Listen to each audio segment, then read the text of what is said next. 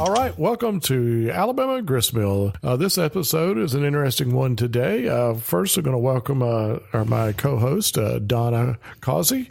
Hello. Hello. Glad to be here again today. And she's I still like try to figure out what to call you with AlabamaPioneers.com, but it pretty much is your site. You're doing everything. So, and this podcast, of course, is the companion to that site, as you'll find many of these stories and many others in more detail on the AlabamaPioneers.com site. So it's always good to go out there and visit that if you enjoy these stories. We also have lots of pictures on it too, and a lot of cases video too that we found and uncovered the various methods and ways from the museums and online and things like that. So it's a lot of fun stuff to look out at. And then in tying into the AlabamaPioneers.com site, we have the Alabama Footprint series of books. You can find those on Amazon.com and Barnes & Noble. Is that correct? Right. You can find them, yes. And if you can't find them, just ask for them and they can order them online. Yeah, and also you can find them in a lot of libraries too. And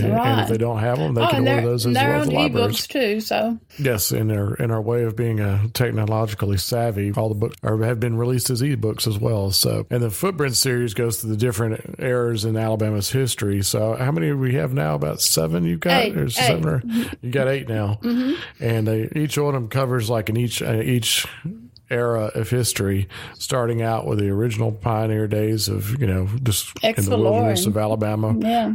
Pre-Alabama, I guess and then going all the way. What's the latest one up to now?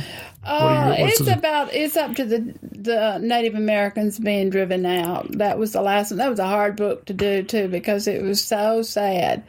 Some of the stories. These are stories that you don't normally find in the textbooks. I try to find ones where you actually get a feeling for the people and the actual words they said, and stories that just kind of were skipped over because you couldn't put everything in history books. So that's what I try to look for. It's not as much. It's more of a living history as opposed to the actual just the dry history that you get in books as far as just strictly dates and this happened, this happened, this happened. So, but the nice thing about the books also you have annotated them, so you have all the references listed where you have all the stories based on are actual facts and documented information through various courthouse records, newspaper accounts. That's where I found some of the sad stories about the Trail of Tears, and it was some newspaper accounts I ran across. Those were so sad, So that was in the last book. And what's making them interesting is you've now tied it all in. If you want to buy the whole package, Yes, I've got the first volume I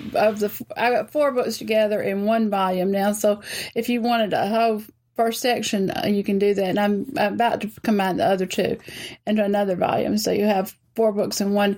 Actually, it's a little less expensive that way, too. It costs about what 3 books would cost instead of 4 if you bought them individually. Hey, anytime you can save money, that's great. And, of course, all those books and everything, the purchasing the books, it helps us out at continuing on, bringing these stories to you in the different ways, such through the podcast website or books. And any help is appreciated, so and I hope you enjoy them along the way. But let's go ahead and move into the story for the day. Okay. And it's going to be based on the oldest incorporated town in the state of Alabama. And I bet a lot of people don't even know what it is. I did not know until we did this story, actually.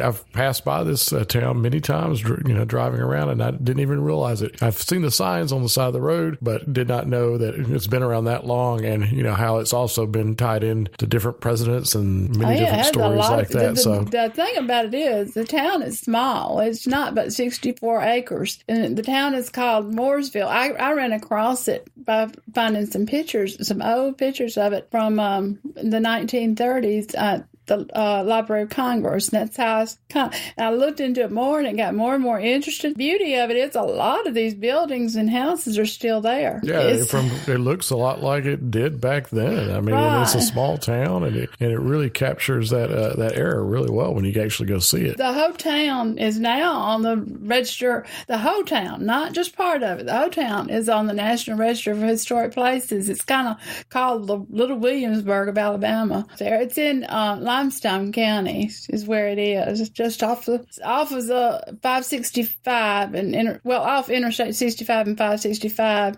Yeah, it's literally just right where those two interstates meet. Mm-hmm. You can't see it from the interstate, but it's like right off the road, so it's easy to get to. So when you're traveling that area, it's a great place to stop off. It's right there right before the Tennessee River. It was incorporated, believe it or not, before Alabama became a state. It was incorporated in 1818, and it was the very first little town that was incorporated in the state of Alabama. So, how many people did it have? At the time, it had about 62. And I think as of the 2010 census, there's not but about 53 in it now. So it's just still a small town. Still pretty much the same small town it always has been. That's what's cool about it. So, and you don't, and I remember seeing it also has the oldest operating post office in the state of Alabama. Is that correct? That's correct. It started operating. In fact, the first post office is still there. The building is still there, but the actual one's still there.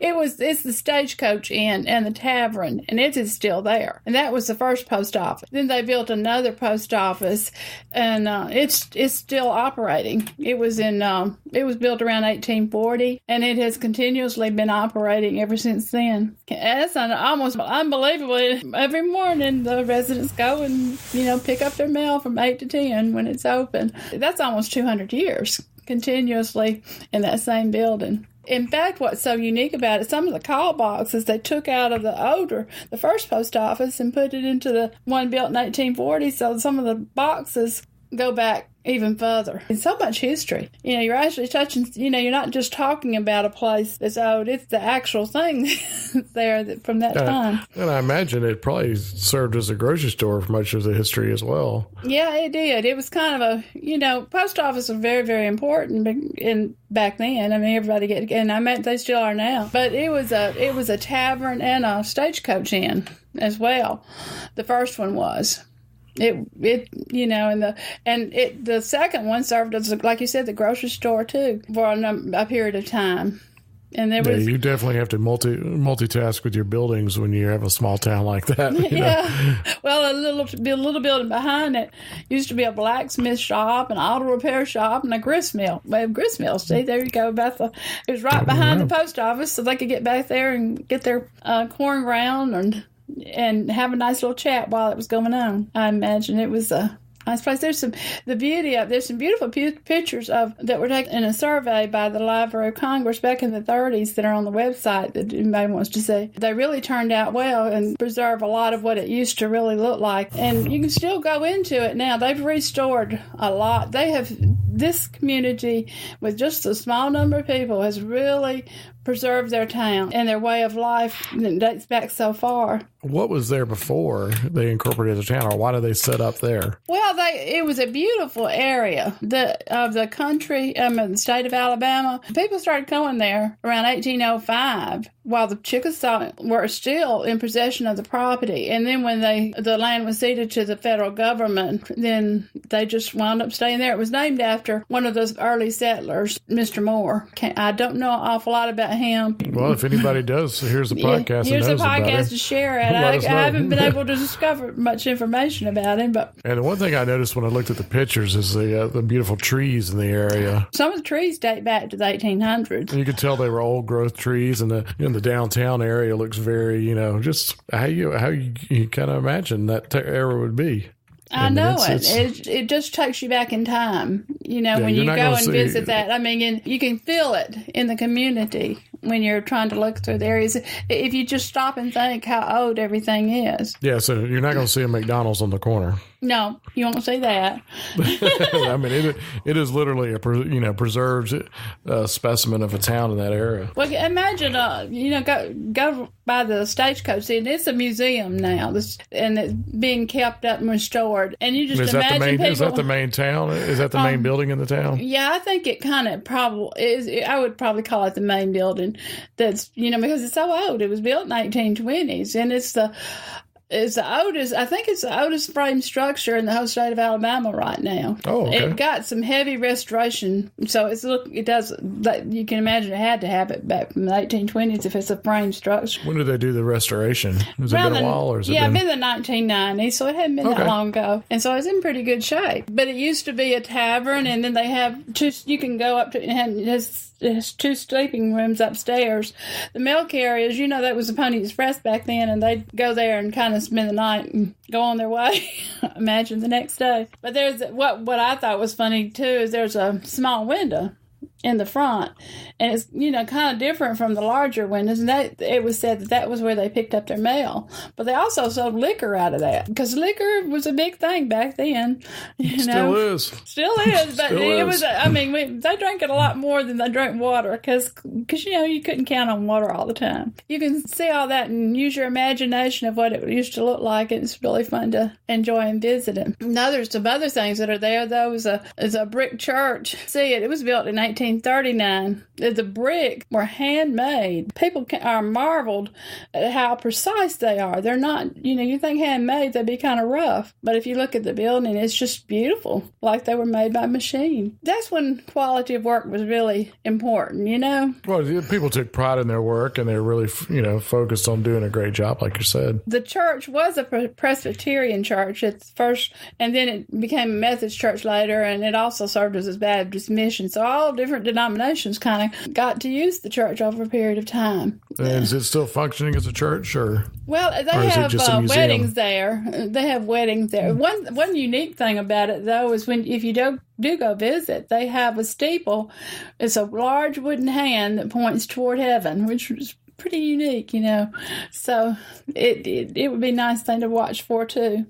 That's what's nice about going to visit these places, when you kind of study up on them a little bit in advance. Before you visit them, you know what to look for. And the story, yeah, exactly. And the stories behind it, and you can help you imagine even better of how life was back in the early 18 to mid 1800s. Another old building is the Mooresville Church of Christ, and that one's pretty unique because it was built in 1854. But the unique thing about it is that General James A. Garfield, the president that was assassinated, well, he preached there during the Civil War, believe it or not. He came down there, and he was serving in the area, and he went over there and preached a sermon. But he was a future president at that time. He wasn't a president. He was a general during the Civil War. It operated, though, until the 1990s, though, with regular services. So if you imagine, from 1854 to the 1990s, it was working. It was used as a church. Was there any other presidents involved? Or? Yeah, there was one more in the town that is involved in the town. President Andrew Johnson was the 17th president of the United States, and he lived there for a while, and he worked as a tailor for the short time while he lived there. So they're connected to two states. This small town that people should probably pass by all the time, and it's connected to two presidents like that, and the whole town is historic. It's still there to take a look at now, and pretty much in the condition it was, and in almost a pristine condition it looks like from the pictures I've seen. Yeah, they've restored it now. I haven't either. I'm going to go. I keep saying that, and then I drive right past down 6. You get on 65 and you just keep going sometimes, and you don't take these little steps off on the side. So sadly, I haven't been able to get down there either. So, well, I want to go up there. I know in April they have they do a walking tour of Mooresville. It's in conjunction with the Alabama Tourism. They kind of work with them on that because it's become so important. But this year is going to be extra special. The Alabama Tourism Department is really working on, since we're having a bicentennial in 2019, Alabama will be 200 years old on April 14th, 2019. Mooresville is having their bicentennial earlier because they were in 2018 that they were incorporated. They're starting a little earlier, like a lot of little towns throughout Alabama. They're having a walking tour this April, which is going to include some lectures about what's going on. So you'll get to have some really good information from the people who live there, too. I know. That's right, yeah, because the walking tour is going to be led by a local resident. And so you'll really get a good feel of what the history of the town. You can sit in the brick church and listen to the tales of what's going on, while you're thinking. I mean, you can look around and then just imagine it. It just brings it to life a whole lot more when you do that. The lectures aren't too long either. It's just 20 or 30 minutes. The tour of the town's small, so it only takes about an hour. So, I mean, that's a nice little thing to do. And what was the date on that? When is that going to be? April 7th, April 14th, April 21st, and 28th at 10 a.m. You could also go about 9:45, and I think you might get to go into the post office, the original post office. It's going to be a really enjoyable time. It's a history lesson that's alive because you're actually seeing it around you and understanding. They'll have, every time you go to things like these, the locals have all these little tidbits and stories that you don't get anywhere else. They mean a lot. You can't find them in textbooks. It is amazing how the condition of the town and how preserved it has been and how neat it is as a small little town and a beautiful location. I mean, that's the highlight. I like to say it's off the beaten path, but it really is on the beaten path because it's so convenient to both 565 and 65 in Huntsville and Birmingham. Right. It's easy to get to. It doesn't take that long. I mean, it's about an hour's drive from Birmingham and about 30 minutes probably from Huntsville and all up in there, because it's in that part of the state. So it doesn't take long to get there. And yeah, I mean, you can always see the history of Mooresville, then you go over to see the future at the Space and Rocket Center. There you go. Total different kind of juxtaposition of eras there, but I mean, you see the both sides of it. So. And one of the great resources to finding out more information about Mooresville and actually seeing some of the pictures and the sights of the town is their own website. It's Mooresvilleal.com. So it's MOORESVILLEAL.com. Mooresvilleal.com. It's just a wonderful site showing all these events we're talking about and the buildings and the setting of Mooresville, Alabama. Yeah, you need to watch for the next couple of years anyway, because people all over the state of Alabama and little cities and towns all over the state of Alabama are beginning to do bicentennial events that you're not going to see for years to come, because a lot of people are going all out to do that. And good way to stay in touch with that is listen to the podcast, because we're going to be covering a lot of those events. Exactly. We're going to be going over, anything special you got out there. And people let us know if they have something coming up, let us know that we'd like to highlight and to get it out to our listeners. But I know you also wanted to mention the website that's also tied in with this bicentennial that gives you that information. I'll let you go ahead and actually, it's for about any event too. If you just type in alabama.travel, you'll be taken to a website that's the Alabama Tourism, part of the Alabama Tourism and all. And you can just type in a date and the type event or anything, and it'll take you to any event that's happening throughout the year during those times or places and everything, and then it'll give you the directions and all the information about it. Alabama's made it really simple to find those places now. It used to be difficult and hard to get the word out, but listen on the podcast and go to that website, and we'll continue to do it. It's real simple. They made it very simple, and that's what's nice. And watch for it, because they'll have reenactments and things like this. Some of them that are coming up, and we can go travel all over the world, but we're going to have a whole lot in the next couple of years, in Alabama to see. So it might be a time to think about vacations and plan them around them. Do a staycation and just stay in the state of Alabama and just learn a lot and experience a lot there. Just you didn't realize it was there. That's one thing we just learned by. I don't know how long you've been doing this. I've been helping you, but how long you've been working on this? Now, but probably 10, 15 years you've been working on AlabamaPioneers.com. Right. So I mean, by doing that, we've learned so much about the state that we didn't even know about that we have here. That it's a great resource. Yeah, we're not. I'm not an expert by any means, No, we're not experts. But I do like to bring out all the things that I do find because, it's important for us to understand our own selves. I think we understand ourselves, we can plan for the future better. So, I don't think I'll be understanding myself anytime soon. But I'm still confused. It's so confused. Everybody's so confused. Well, that's the way life is sometimes. Very confusing. But that's the beauty of all this. I like to find those stories because a lot of times people forget that all these people that came here and settled were just they had problems like us. They had personal reasons. You think their of problems were a little more involved than ours. Yeah. Well, they thought like us. Everybody they had to was worry about getting killed by Native Americans or not having enough food to make it through winter. Right. It's not like the cable went out or anything. I should say they all had the same needs that we have. Yes. But it was just they had a lot harder world to live in than we do now. It makes you appreciate what we've got. And, sometimes you go on these things and discover something and say, well, I used to think I had a hard life until you start looking at what they had to go through. It makes you proud of what they suffered and their sacrifices they made to have this wonderful to get us to where we are today. That's the nice part. To get us where we are here now. Well, before we start getting too philosophical, I guess we'll wrap this episode up. I could go forever. I am. But if you get a chance, or I definitely put it on a bucket list to go visit Mooresville, Alabama. Well, it's on mine now. It's on mine now. I remember, we went to Europe and everything, and I went to a castle, and I started thinking about the knights and everything. We've got a lot of that right here in Alabama and all over our country that I haven't even seen yet, So we don't need to always go everywhere.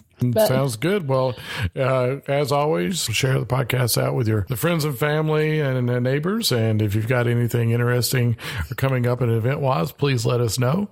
And we'd like to see if we can shine a little light on it and learn about it ourselves. So with that being said, we'll wrap it up with a little Red Foley and play us out. And we'll see you next episode. Yes, we'll see you later. Throws away his crutch and hollers. Hey, let her go, oh honey. Hey,